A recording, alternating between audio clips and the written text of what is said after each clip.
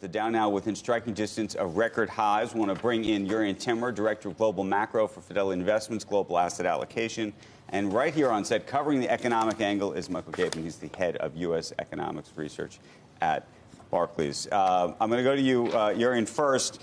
Just thinking about, there was a view even just 48 hours ago that we were on the verge of something terrible in terms of geopolitically. Then we have this China deal that may now happen. Is this smooth sailing ahead? I think so. I think 2020 is going to be a decent year, not as great as 2019, but that's a pretty hard year to top. Generally the question always is around these geopolitical headlines is it systemic to the markets? Maybe not so much to the world at large, but to the fundamentals of the markets. And if so, what is the transmission mechanism from this headline to the market? And, it would have to be sharply rising oil prices, and that's not so far happening.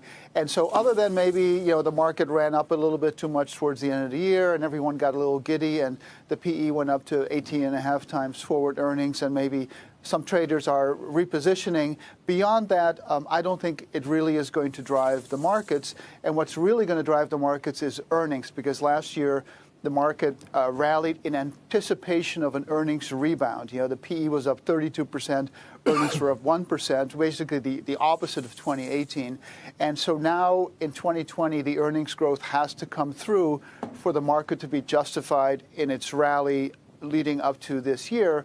And from where I'm sitting, it looks like we should be able to achieve 8% earnings growth, and then you add 2% dividends, you get a 10% year, maybe a little bit of a multiple compression. So you get somewhere in the mid to high single digits, and that's my base case for 2020. Explain the multiple, before we get to you, Michael, just explain the multiple compression issue in your mind.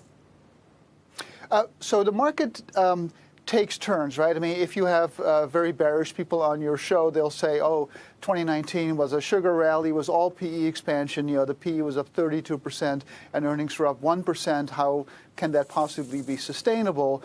But the issue is that the PE and the E take turns at inflection points, right? So in 2018, earnings were up 22% and the PE was down, I think, 28%. So when you look at the 2 years together, 18 and 19, earnings are up 23%, the S&P is up 26%, and that, when you add in the dividends, basically the market did what earnings did, and there's nothing to see. But now that the market has ramped up in 19, recovering from 18, that ramp up is in anticipation of a global rebound of some sort, and that's why now the market has to grow into that valuation. And usually as the earnings pick up, which I expect to happen in 2020, the PE sort of takes a back seat, and so maybe some multiple compression, not a meaningful amount, but maybe a point or so in 2020. You want to disagree with them? No, actually, that's very much in line with what we're thinking. Unless you get conflict that disrupts oil prices and gets you a much higher level of oil quickly, so it's about the level and the speed, it's difficult to see how what's happened in recent days is going to kind of disrupt the expectation. And we agree with that. Trend-like growth, modest earnings growth, and high single-digit performance in equity markets. And I think given the different composition of the U.S. today in terms of oil production and being now a modest exporter, you could argue what I'll call a middle ground scenario where there's ongoing tension, but it doesn't really disrupt oil and markets build in risk premiums. And maybe oil is a little higher on a sustainable basis. You could even argue it's a net positive for growth in the U.S. because of structures and the rig count story. Does Jay Powell sit on his hands the entire year?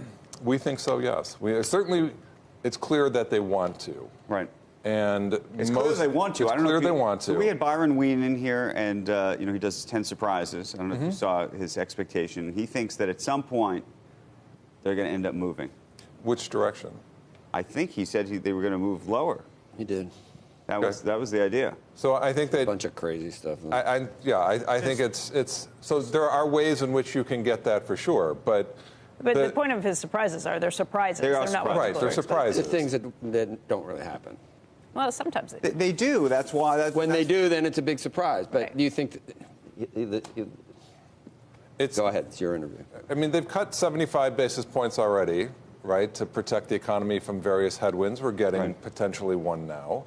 So you would think the growth outturn has to be quite soft. And from our point of view, there's going to be a lot of noise in the data in the first part of the year. We've got the GM automotive strike, which we're going to get some payback on in the first quarter.